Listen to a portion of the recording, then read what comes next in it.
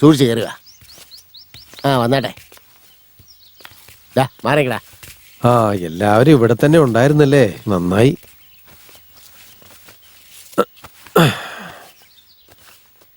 എന്തൊക്കെയാ വിശേഷം ഫക്കീറണ്ണ? മോളുടെ കല്യാണം ഇങ്ങ് അടുത്ത് വന്നോണ്ടിരിക്കുക. കടം ചോദിച്ചിടത്തൊന്നും കിട്ടിയതുമില്ല. ആ പ്രകാശനോട് 50,000 ചോദിച്ചപ്പോൾ ആകെ തന്നത് 10,000. എനിക്കാണെങ്കിൽ ഈ നാട്ടിൽ നിങ്ങളല്ലാതെ വേറെ ആരെയും അറിയത്തുമില്ല. നിങ്ങളെല്ലാവരും കൂടി ഒന്ന് സഹായിക്കുകയാണെങ്കിൽ. ഈ കാര്യം ഒന്നും ഓർത്തിക്ക പേടിക്കണ്ട. ഞങ്ങളൊക്കെ ഇല്ലേ ഇവിടെ. സമാധാനമായിട്ട് കല്യാണത്തിന്റെ കാര്യങ്ങൾ നോക്കിക്കോ. എന്താടാ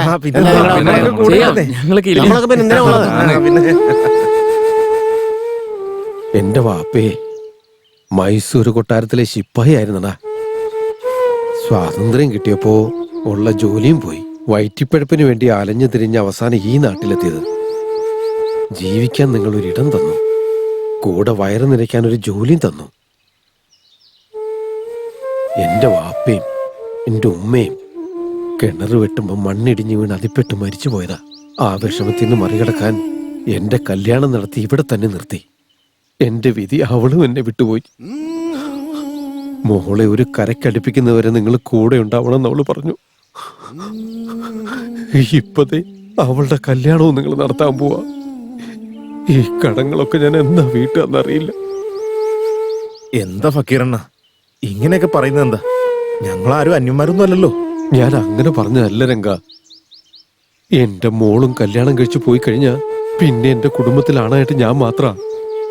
മരിക്കുന്നതിന് മുൻപ് ആർക്കെങ്കിലും എന്തെങ്കിലും ഒരു നന്മ ചെയ്യണമെന്ന് ആഗ്രഹമുണ്ട്. ഫക്കീറണ്ണം പറയുന്നതും ശരി തന്നെയല്ലേ? അത് ഫക്കീറണ്ണ, നമ്മുടെ മാത്തൻ ചേട്ടനെ ആ ബെഞ്ചെന്ന് പറഞ്ഞ ഭയങ്കര ഇഷ്ടമാണെന്ന്. ഏത് ബെഞ്ച്? ഓ, ആ ബെഞ്ചോ? അയ്യോ, ഞാനതാ ഗൗണ്ടർക്ക് വിറ്റല്ലോ. മരിയെ കൊണ്ട് മിണ്ടാതിരിക്കടാ, അവന്റെ ഒരു മര്യ. അതല്ലാതെ നീ എന്നോട് വേറെ എന്ത് വേണേലും ചോദിച്ചു. എന്റെ ജീവൻ കൊടുത്തിട്ടാണെങ്കിൽ നീ ചോദിക്കുന്നത് ഞാൻ ചെയ്തു തരും. അത് പിന്നെ ഫക്കീർക്ക, എന്തിനാ നിങ്ങളോട് മറച്ചു വെക്കുന്നേ? ഗർഭിണിയായി കഴിഞ്ഞാൽ പിന്നെ പ്രസവിക്കാതിരിക്കാൻ പറ്റില്ലല്ലോ. കാര്യം എന്താന്ന് വെച്ചാലേ,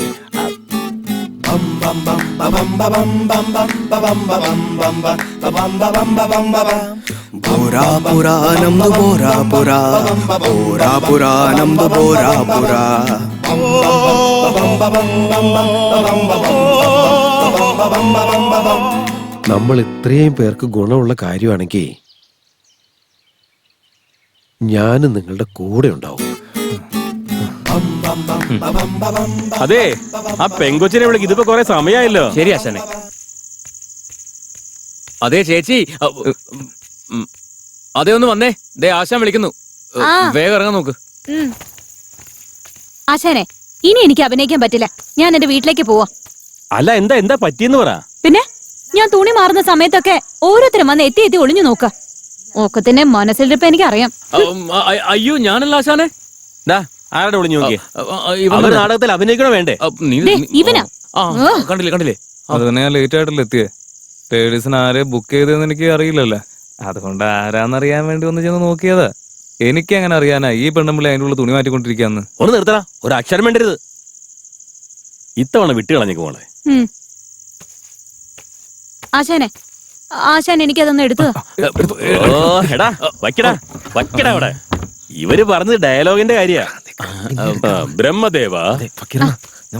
ഓ ബ്രഹ്മദേവ, സ്ത്രീയുടെ സൃഷ്ടികർമ്മ ചിന്ത അങ്ങയുടെ മനസ്സിൽ എങ്ങനെ ഉടലെടുത്തു? പുരുഷന്മാരുടെ വികാര വിനോദങ്ങൾക്കായി അങ്ങ് ഈ സ്ത്രീകളെ സൃഷ്ടിച്ചു. അത് ശരിയാണല്ലോ.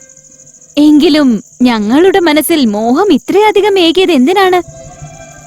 ഓ, അങ്ങും ഒരു പുരുഷനായിരിക്കെ ഈ ചോദ്യത്തിന് എന്ത് പ്രസക്തിയാണുള്ളത്?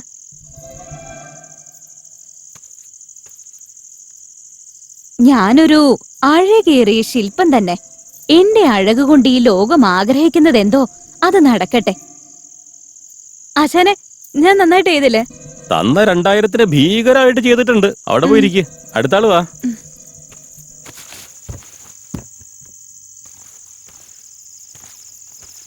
ഇവളെന്തിനാണ് ഇത്രയും ആകുലപ്പെടുന്നത്? ലളിത, ചിന്താകുലയാകാതെ ലളിത, നിന്നെ സംരക്ഷിക്കേണ്ടത് എന്റെ ചുമതലയാണ്. എന്റെ വാക്കുകൾ അനുസരിച്ച് എന്റെ റാണിയായി വരൂ നീ. അങ്ങനെയാണെങ്കിൽ എന്നെ മംഗലം ചെയ്യാൻ തയ്യാറാണോ? മംഗലമോ? നിന്നെ മംഗലം ചെയ്താൽ പിന്നെ ഈ സമൂഹം എന്നെ അംഗീകരിക്കില്ല.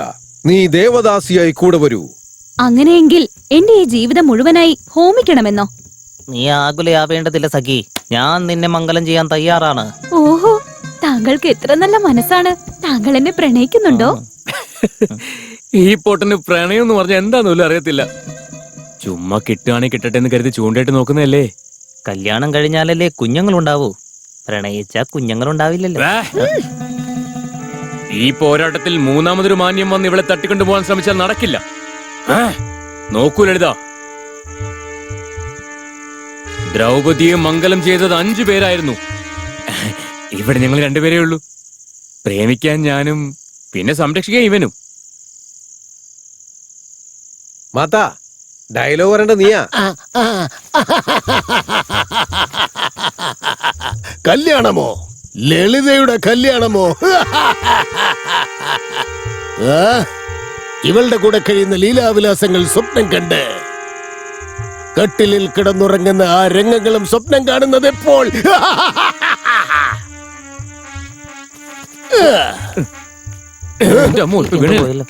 ഒന്നുകൂടി തന്നല്ലോ. ഇതൊന്നും വലിയ കാര്യമൊന്നുമില്ല.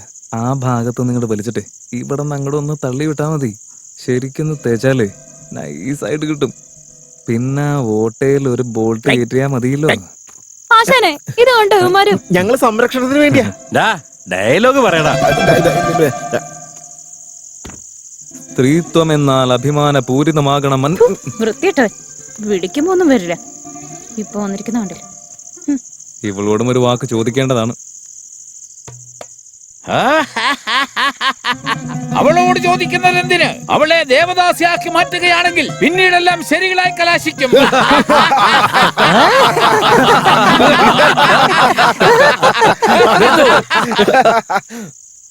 ഒരു മോഷ്ടാവ് കോഴിയെ മോഷ്ടിക്കാൻ ഒരു വലിയ പ്ലാൻ ഉണ്ടാക്കുക. പിടിക്കപ്പെട്ടു കഴിഞ്ഞാ പിന്നെ ജയിൽ ഭക്ഷണോ? മോഷണം മനസ്സിൽ ഉറപ്പിച്ചതിന് ശേഷം ജയിലിനെ കുറിച്ച് ആകുലപ്പെടുന്നത് എന്തിന്? ഈ ജീവിതം ആനന്ദിക്കുന്നതല്ലേ ഏറ്റവും പ്രധാനം.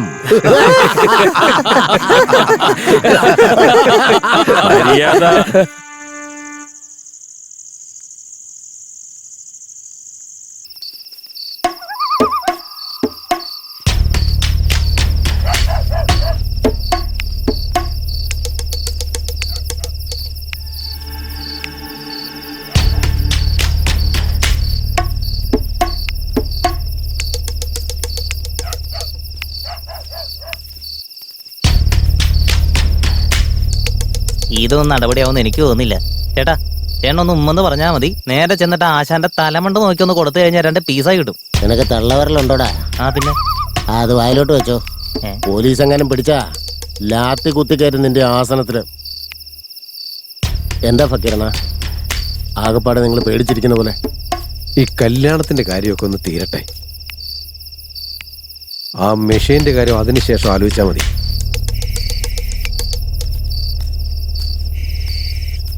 ഫക്കീർ പറഞ്ഞതിലും കാര്യമുണ്ടടാ. എനിക്കെല്ലാം മനസ്സിലായി. അത് വിട്. ഈശ്വരൻ തന്നെ സകല കാര്യങ്ങൾക്കുള്ള സമയം കുറിച്ച് വെച്ചിട്ടുണ്ട്. നാടകം ആദ്യം കഴിയട്ടെ. മിഷൻ നമുക്ക് അതിന് ശേഷം പോക്കാവുന്നേ. പിന്നെ ഇതേ എന്റെ പങ്ക് എനിക്ക് കൃത്യമായിട്ടും കിട്ടണം. നാനുമായിട്ട് കഷ്ടപ്പെട്ട് സമ്പാദിക്കാത്ത കാശ്, അതുപോലെ കല്യാണം കഴിക്കാത്ത കുടുംബം ഉണ്ടാക്കുന്നത്, അതൊന്നും എന്നെ കൊണ്ട് പറ്റുന്നതല്ല. എനിക്കൊരു താല്പര്യമില്ല. നിങ്ങളിതിൽ എന്താന്ന് വെച്ചാൽ കാണിക്കേ.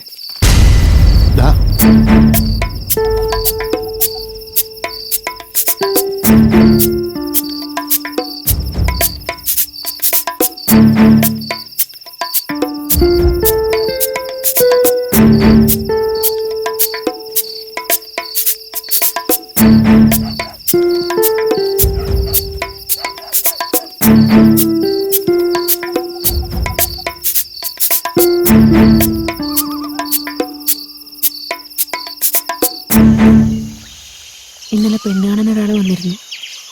ആളൊരു ടീച്ചറാണെന്നാ പറഞ്ഞത്.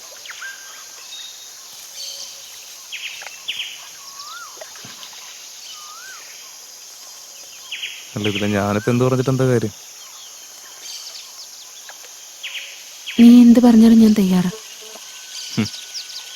പെണ്ണെന്ന് പറഞ്ഞ ഒരുമാതിരി കത്തുന്ന തിരികെ കാറ്റ് പോകുന്ന വഴി അതിന്റെ ദിശ മാറിക്കൊണ്ടിരിക്കും. ഇന്നിപ്പോ എന്റെ ഭാഗം പിടിച്ച് വന്നിരിക്കുക. നാളെങ്കിൽ അച്ഛൻ്റെ കണ്ണീര് നാട്ടുകാരെന്നൊക്കെ പറഞ്ഞു കഴിഞ്ഞാ അതെന്താ? അപ്പൊ നിനക്കെന്നെ വിശ്വാസമല്ലേ? പിന്നെ വിശ്വാസമൊക്കെ ഉണ്ട്. പക്ഷെ നീ പെണ്ണായോണ്ടുള്ള ഒരു പേടിയാ. സ്നേഹം, കണ്ണീര്, ആഗ്രഹം, കാശ്, അതിനൊക്കെ എപ്പോഴാ ചായ എന്ന് പറയാൻ പറ്റില്ലേ? ആ ഒരു പേടിയുണ്ട് എനിക്ക്. കൂടെ ജീവിക്കാൻ തയ്യാറാന്ന് ഞാൻ പറഞ്ഞില്ലേ, ഇനി വേറെ എന്താ ഞാൻ പറയണ്ടേ? ശരി, ഞാൻ ആദ്യം കാശ് റെഡിയാക്കട്ടെ. അതുകൊണ്ട് ഈ നാട് വിട്ട് എവിടേക്കെങ്കിലും പോവാം നമുക്ക്. എനിക്ക് ജീവിതത്തിൽ ഒരു തവണ പിഴവ് പറ്റി. ഇനി ഒരിക്കൽ കൂടി എന്നെ കൊണ്ട് സഹിക്കാൻ പറ്റിയെന്ന് വരില്ല. ഇനിയും ജീവിതത്തിൽ എനിക്ക് കഴിയാൻ വയ്യ. ഇപ്പൊ നിന്നെ വിശ്വസിച്ച് മാത്രം ഞാൻ ഇറങ്ങി വരാം. ശരി, എന്തായാലും നാടകം ഒന്ന് കഴിഞ്ഞോട്ടെ. എനിക്ക് ഒരു കാര്യം മാത്രമേ പറയാനുള്ളൂ. നമ്മുടെ ഈ കാര്യത്തെക്കുറിച്ച് ഒരാൾ പോലും അറിയാൻ പാടില്ല. എന്തുകൊണ്ടാ പറയുന്നതെന്ന് മനസ്സിലായോ? ചുറ്റും നിൽക്കുന്നവരെന്തൊക്കെയാ പറയാന്ന് പോലും ചിന്തിക്കാൻ പറ്റില്ല. പിന്നെ മരണം വരെ നമുക്ക് നാണക്കേട് മാത്രമായിരിക്കും.